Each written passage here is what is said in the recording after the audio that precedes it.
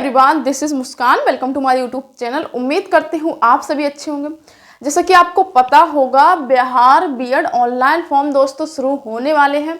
तो इस वीडियो में हम आपको बताने वाले हैं, यदि आप बिहार से बिलोंग करते हैं या फिर आप अदर स्टेट से भी बिलोंग करते हैं, यदि आप बीएड करना चाहते हैं दोस्तों, तो आपके क्या है एडमिशन फॉर्म आने वाले हैं बिहार के।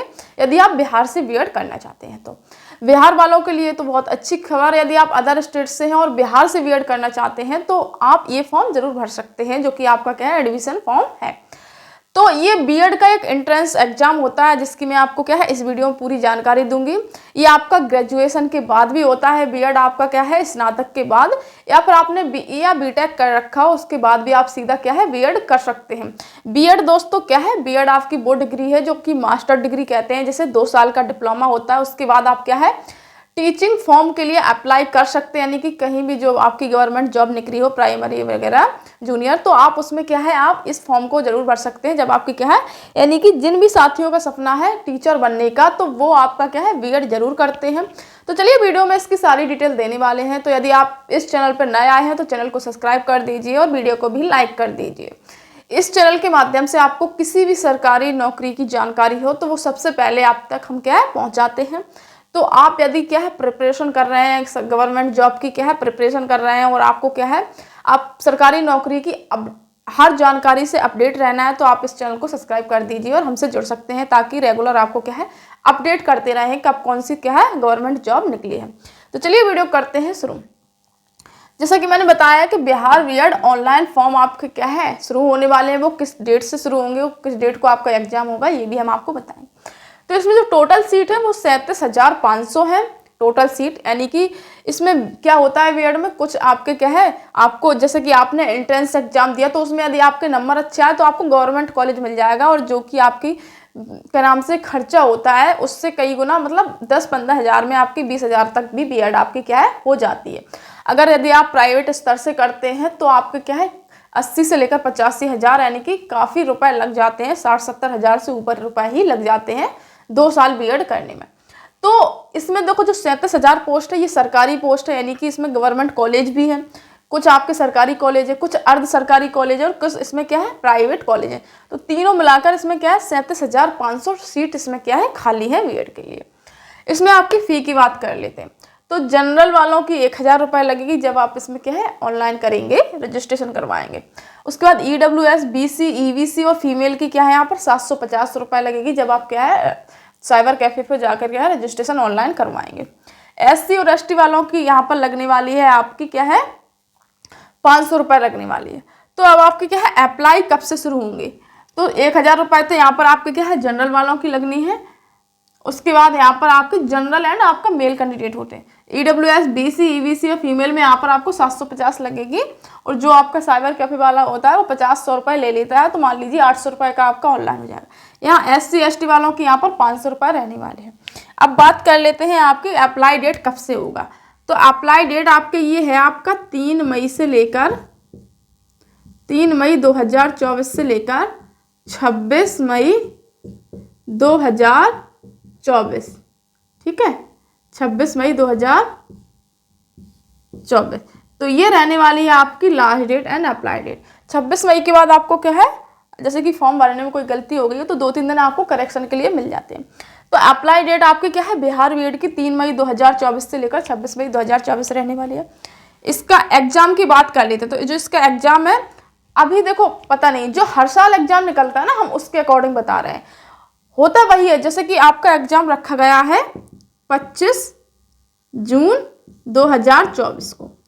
ये डेट अगर क्या है अगर आगे पीछे होगी तो मात्र 5 दिन या 10 दिन ही आगे पीछे होगी, 5 दिन या 10 दिन ही आगे पीछे होगी, ज़्यादा ही आगे पीछे डेट नहीं होती। यानी कि पोस्टपोन हो भी सकती है, तो 5 दिन या 10 दिन ही होती, ज़्यादा नहीं होती है। तो आपका क्या है जो हर साल निकलती है वो 25 जून 2024 मतलब 25 जून को ही निकलती है आपकी क्या है और जो आपका एग्जाम होता है, ठीक है। अगर बढ़ेंगे घटेंगे तो वो 5-10 दिन होता है, उससे कोई अंतर नहीं पड़ता है। तो आप क्या 25 जून 2024 को आप एग्जाम मानकर चलिए। योग्यता यानी कि इसमें एलिजिबिलिटी की बात कर लेते हैं। इसमें हम एलिजिबिलिटी, जो आपका एलिजिबिलिटी है वो है आपकी स्नातक। देखो स्नातक मतलब जो आप बीए बीएससी करते हैं, तो जो स्नातक में आपने मिनिमम 50% मार्क्स प्राप्त किए हैं तो आप इस फॉर्म को भर सकते हैं। और SC ST वालों ने यदि क्या है ग्रेजुएशन में 45% मार्क्स प्राप्त किए तो वो फॉर्म को भर सकते हैं। उसके बाद ये जो भी साथियों ने क्या है ये मतलब ग्रेजुएशन नहीं किया, उन्होंने BE या BTech किया है और इसमें क्या है 50% मार्क्स हैं उनके, तो वो भी इस फॉर्म को क्या है भर सकते हैं। तो ये आपको एलिजिबिलिटी पता चल गई होगी। अब बता लेते हैं इसका एग्जाम। देखो इसका एक एंट्रेंस एग्जाम होता है, जो आपका एग्जाम होगा उसमें आपका ऑफलाइन मोड होगा, यानी कि OMR बेस्ड, जो कि आपका गोला भरने को कहते हैं। जैसे एक लाल कॉपी मिलती है उसमें आपका नाम होगा, जो गोला बोला उसे OMR बेस्ड कहते हैं, जो आपकी क्या है मशीन से चेक होती है। उसके बाद जो पेपर की लैंग्वेज होगी वो हिंदी इंग्लिश दोनों, जो भी साथी हिंदी जानते हैं वो हिंदी में अपना एग्जाम दे सकते हैं, क्योंकि मैंने भी दिया था एग्जाम तो मैंने तो हिंदी चॉइस किया था। और जो भी साथी क्या है ये मतलब बाइलिंगुअल होता है, जो भी साथी इंग्लिश में देना चाहते हैं वो इंग्लिश में दे सकते हैं, no mandatory. Minimum passing marks की बात कर लेते हैं तो यहाँ पर देखो सबसे पहले बात कर लेते हैं, यहाँ पर आपका जो 120 क्वेश्चन आएंगे, कितने आएंगे 120 क्वेश्चन आएंगे टोटल, ठीक है 120 क्वेश्चन होंगे और 120 मार्क्स के ही होंगे। अब इसमें जो मिनिमम पासिंग मार्क्स होगा वो होगा आपका 35%, किसका जनरल वालों का। तो आप 120 का जब 45% निकालोगे तो कितना होगा, ये 2 0 0 भारतीय 36, ठीक है, तो आपका कितना होगा 36 अंक, तो 36 अंक, ठीक है। तो जो अदर स्टेट वाले मतलब जो जनरल OBC BC वगैरह होते हैं, केवल जनरल वालों का है 35% अंक, जो कि आपका क्या है जब आप 120 का 35% निकालोगे, 120 का 35% निकालोगे तो आपका आएगा कितना 42 अंक। और जब आप 120 का निकालोगे 30% तो अभी निकाला था वो आएगा आपका 36 अंक। तो मेरे कहने का मतलब ये है साथियों कि आप जब क्या है एग्जाम देंगे, यदि आप जनरल कैटेगरी में हैं तो फिर आपको क्या है 35% अंक लाने पड़ेंगे मिनिमम पासिंग मार्क्स के लिए, यानी कि 120 में आपको 42 अंक लाने जरूरी हैं तो आप पास हो जाएंगे। और अदर जो कैटेगरी हैं उनको यदि 30% मार्क्स आते हैं यानी कि 36 अंक तो वो पास हो जाएंगे। देखो 120 क्वेश्चन होंगे, 120 नंबर पासिंग होगी, आपने 42 नंबर यदि आप जनरल में है तो आप ला दोगे मुझे पता, क्योंकि देखो यहाँ पर लगभग कितना है वही है 35%, कोई ज़्यादा नहीं है। यहाँ पर 36 अंक कितने होते हैं 120 में से 36 बहुत कम, यानी कि 30%, तो आप ला दोगे, तो यानी कि पासिंग मार्क्स है मिनिमम। यहाँ पर आप सिलेबस की बात कर लेते हैं। देखो तो जनरल इंग्लिश आएगी, उसके 15 क्वेश्चन मिलेंगे आपको, और जनरल संस्कृत, इनमें से आपको एक ही सब्जेक्ट है चॉइस करना है, या तो आप इंग्लिश का एग्जाम दे सकते हैं, मतलब इंग्लिश सब्जेक्ट चॉइस कर सकते हैं, या तो आप संस्कृत और इंग्लिश में से आपको अपनी एक मनपसंद भाषा चुननी होगी।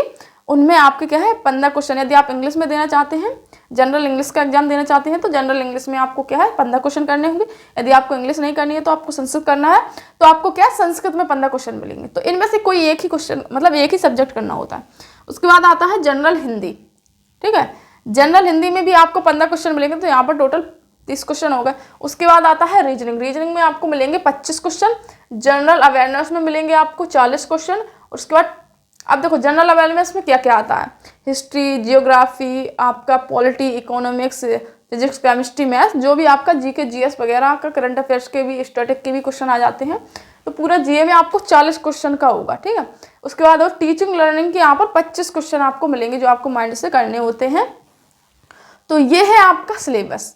अब आप यदि इस फॉर्म को भरना चाहते हो, अब यदि आपने ग्रेजुएशन कंप्लीट कर लिया हो या फिर आपने BTech कर लिया हो तो आप इस फॉर्म को जरूर भरें। यदि आपका सपना है मास्टर यानी कि टीचर बनने का तो आप इस फॉर्म को जरूर भर सकते हैं। आपको B.Ed यानी कि बिहार B.Ed से रिलेटेड कोई जानकारी या कोई न्यू अपडेट चाहिए हो तो कमेंट्स करें, आपका कोई क्वेश्चन हो तो कमेंट्स करें। चलिए मिलते हैं न्यू वीडियो में, तब तक के लिए अपना ध्यान रखें। जय हिंद, जय भारत।